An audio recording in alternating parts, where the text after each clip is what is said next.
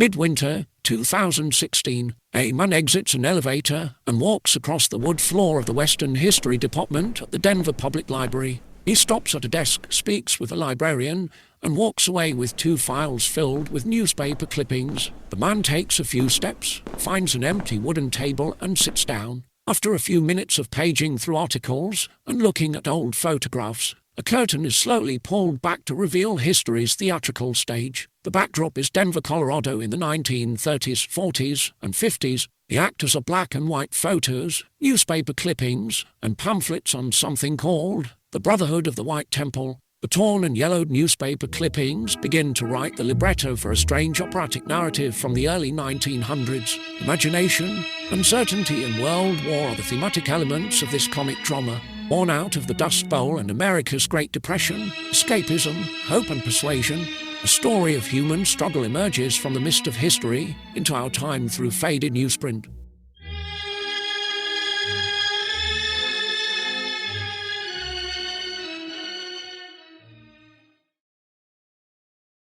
At the table, the man digs through a pile of clippings. He picks up a grainy black and white photo of a portly man with a round face and intense eyes.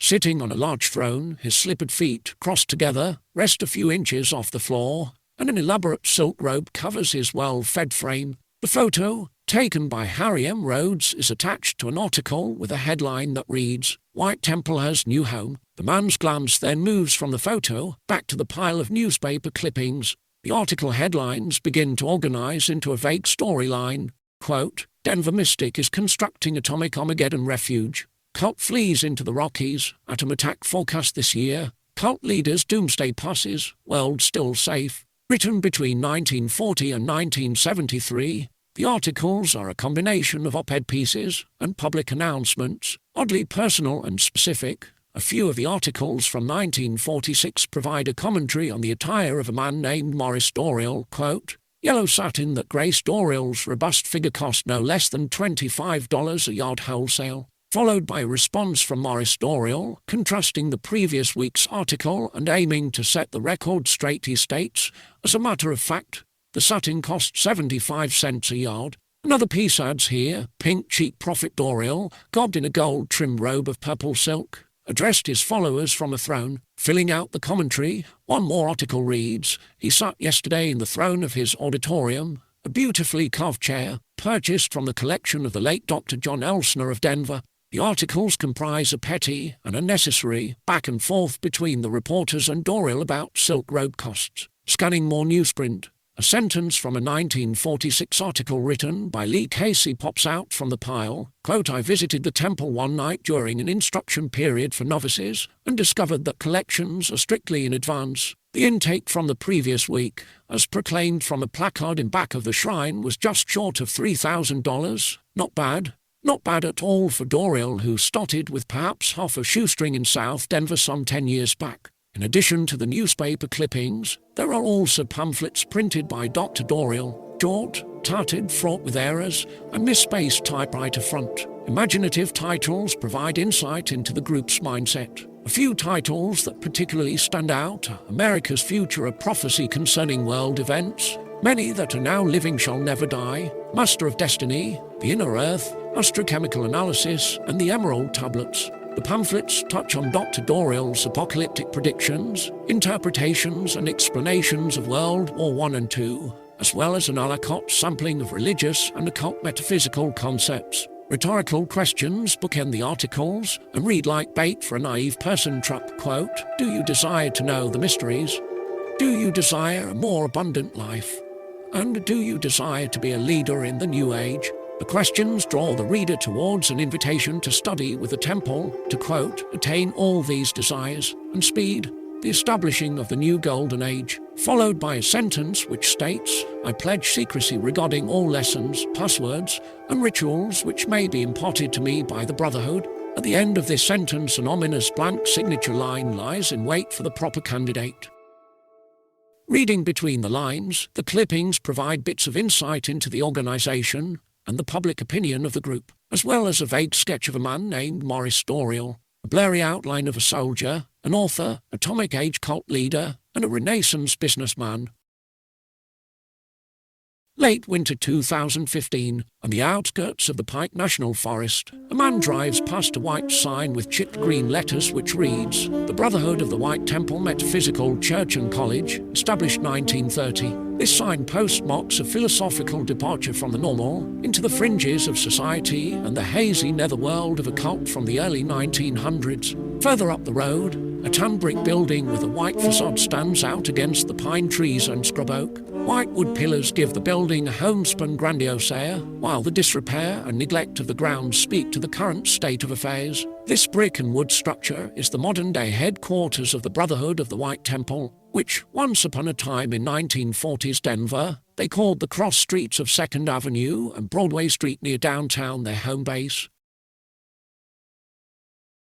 Denver, Colorado, sometime in 1940, it's after midnight, in the middle of June. At 238 Broadway Street, a man sits at a desk in the second story of a brick office building. The desk looks out onto Broadway through a propped-open window.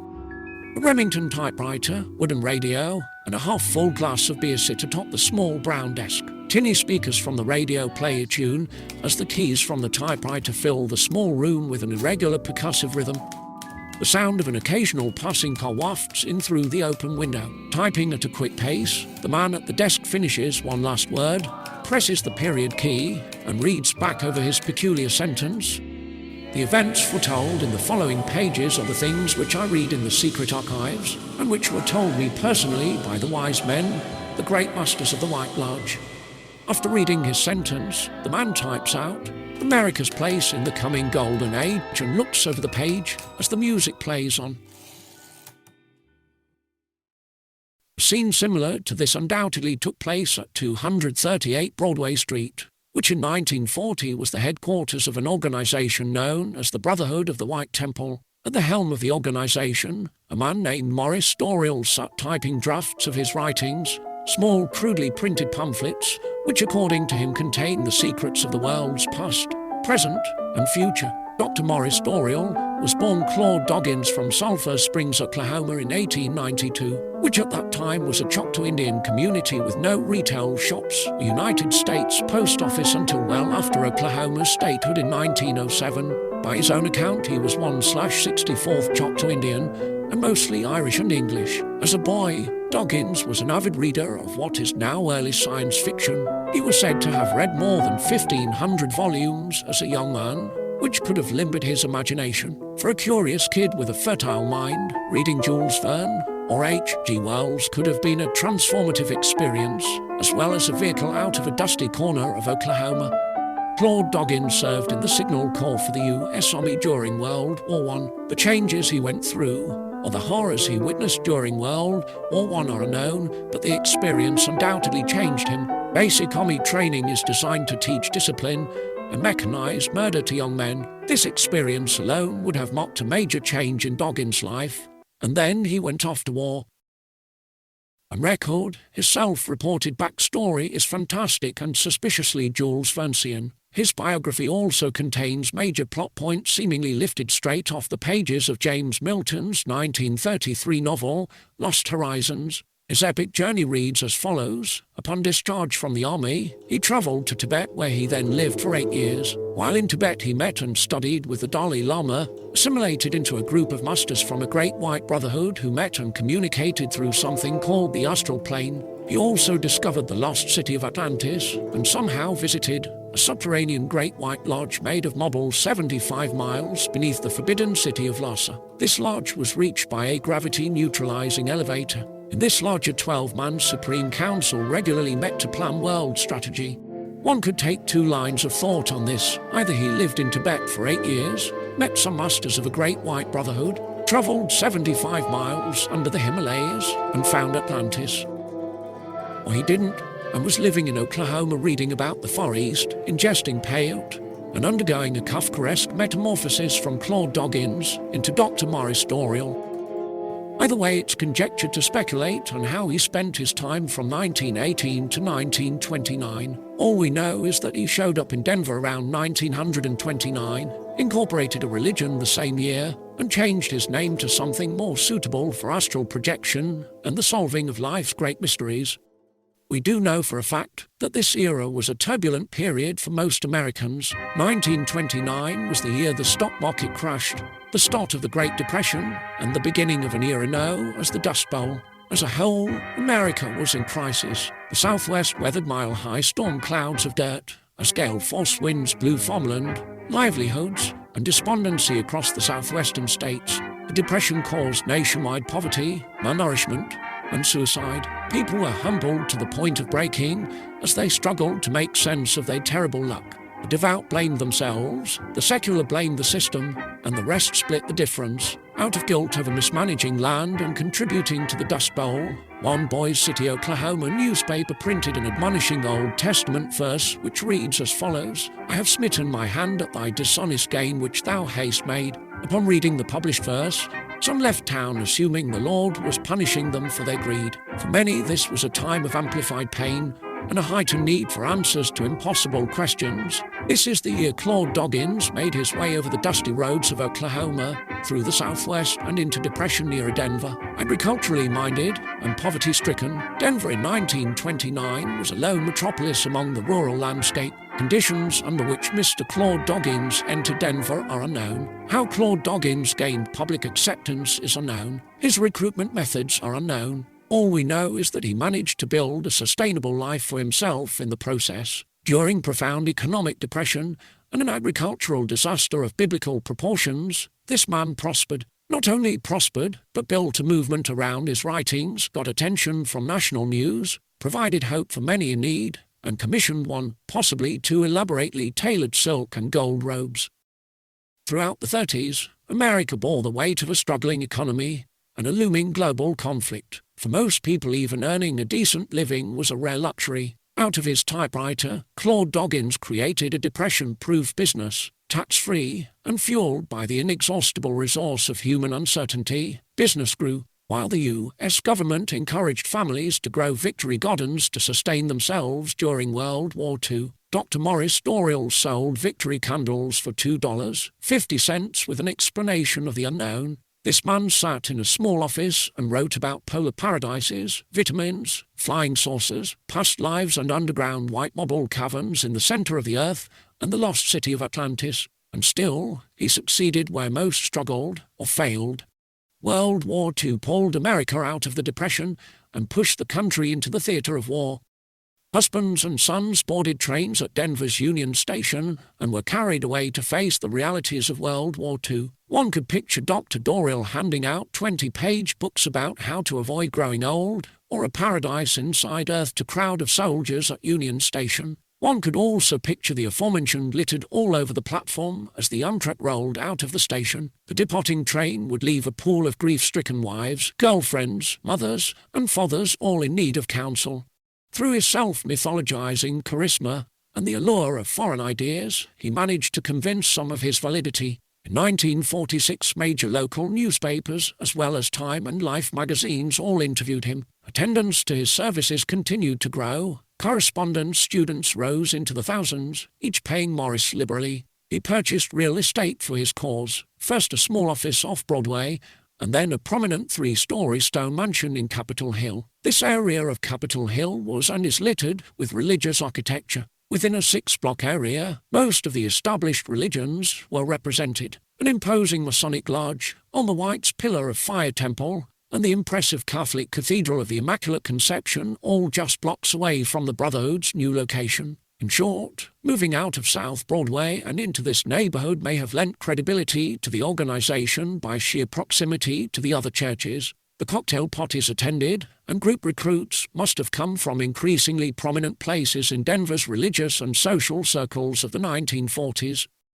Midwinter 2016. At the Western History Department at the Denver Public Library, the man sifts through newspaper clippings. For the second time, he picks up a grainy black and white photo of a portly man with a round face and intense eyes. He examines the picture of Morris Doriel sitting on a large throne, his slippered feet, crossed together, rest a few inches off the floor, and an elaborate silk robe covers his well-fed frame. The photo, credited to a Harry M. Rhodes, is attached to an article with the headline "White Temple Has New Home." The article describes a weekly Sunday afternoon service where people gathered at 1600 Logan Street for a sermon given by Dr. Doriel, or as he was known to the initiated, the Supreme Voice. The man begins to picture the specifics surrounding the photo he'd been examining: the atmosphere in the hall, the people in attendance, the heat and air of importance in the room. All these possible details converge in the man's mind, and the following scene plays out. Late afternoon in July 1946, 80 degrees and sunny. As the sun begins its retreat, shadows are cast, and silhouettes of branches and leaves sway on the temple's Romanesque masonry. Fords, Oldsmobiles, and a few foreign models from 20s, 30s, and 40s pepper the gutters of 16th Avenue. Attendees of the afternoon service slowly filter in through the imposing columned entrance. Inside, oriental rugs partially cover the polished wood floors of a large meeting room. Ornately painted walls with detailed mahogany trimwork tune the room to a key of heightened importance. A brass and crystal chandelier sprouts down from the ceiling's symmetrical mouldings. Women in flower print dresses make polite conversation as they amble inside. 2 rows of chairs form a wide aisle down the center of the room. At the front of the room, an elevated stage displays a wooden throne and a set of 3 Chinese temple bells in a wooden frame. A wall-sized mural of a lush valley scene provides a fitting backdrop for elevated thinking. Arriving late, a reporter from the Rocky Mountain News named Lee Casey and his photographer Harry M. Rhodes shuffle into the building. Most people are already seated as the 2 men in grey suits quietly find spots at the back of the room. A few moments pass as everyone settles into their wooden chairs. The room is filled. Every seat is taken and a few stragglers stand at the back of the room. In silence and dry heat from the afternoon sun, the audience sits in wait for the Supreme Voice, Dr. Maurice Doriel. In a second-floor bathroom, Claude Doggins washes his hands. After struggling to dress himself in a silk robe, he grabs a long beaded necklace, puts it on and inspects himself in the mirror. After a moment, he opens the door, walks downstairs, and begins his walk down the center aisle of his auditorium. At the back of the room, Lee Casey's photographer Harry M. Rhodes whispers, "You know that silk costs $25 a yard?" Noting the fact, Mr. Casey scribbles the sentence, "Silk for robe $25 per yard," into his notebook and continues to watch the spectacle. Doriel climbs 3 stairs, walks across the stage, and turns to face his flock.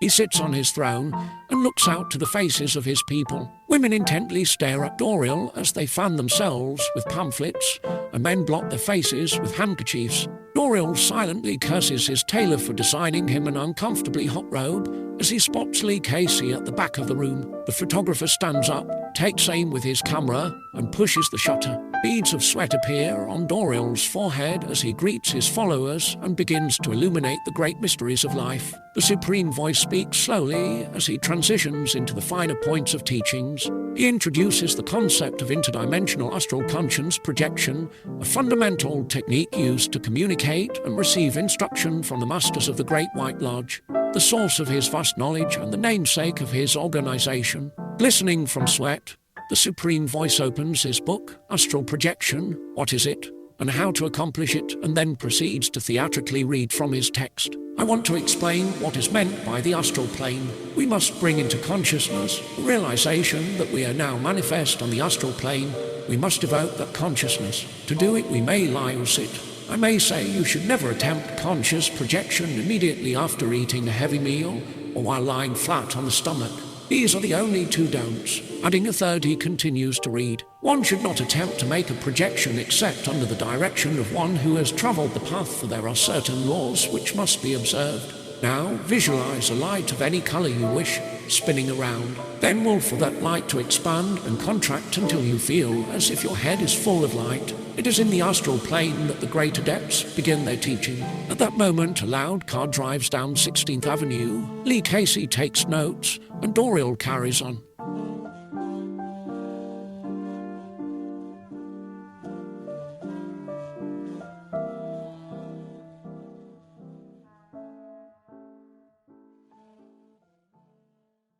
At some point in 1946, the group purchased 1,600 acres of land. The property was approximately 40 miles southwest of Denver and adjacent to the 1,729 square mile Pike National Forest, as well as 2 quartz and granite-producing mines. Narrow mine roads ran throughout the 1,600 acres. The details of the purchase are unknown. However, we know he spent $150,000 in 1946 to create a retreat for himself and his wealthy members. Fervor and prophecy of atomic war gave direction to their cause and a reason for members to invest in the group. The primary selling point was as a shelter from the impending atomic demise of the world. Secondary was the picturesque setting which Dorial marketed as the western manifestation of the Great White Lodge, the Shangri-La of the Rockies.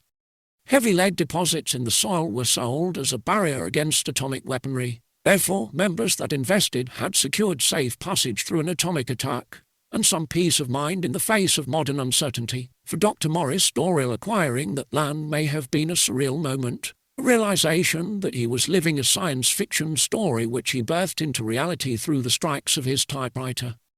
The day of the deed signing, where their celebratory drinks served, was there a small silk robe optional cocktail potty back at headquarters, with their toasts to their survival, to the beginning of a new golden age, or the end of the previous world?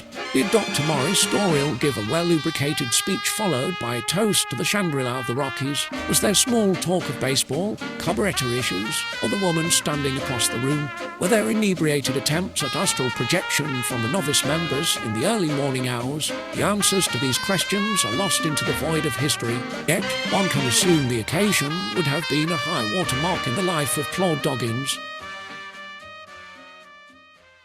After 7 years of salesmanship, theatrics, and civic planning, Dr. Dorial pulled the trigger on a prophecy. He predicted an atomic attack set to occur on May 10, 1953, citing various measurements of the Great Pyramids and writings from 16th century prophet Nostradamus as sources. The supreme voice acquired knowledge of future events and was letting a few people in on a sure deal. News of the mountain retreat emerged to the public after workmen returned to Denver and informed reporters of their findings. Somehow, a reporter from the Denver Post procured a copy of a speech given to followers of Dr. Dorial. The following is a quote from a February 1953 Denver Post. In his address, Dorial told his followers that most of the world and 3/4 of its population would be destroyed by atomic explosions during 1953. The Post continues, quote, "The civilized world's destruction would be touched off by Russia in an atomic attack which will overwhelm Europe and send bombers to all major American cities, including Denver, raising the stakes." He adds, in plus paratroopers by the thousands further.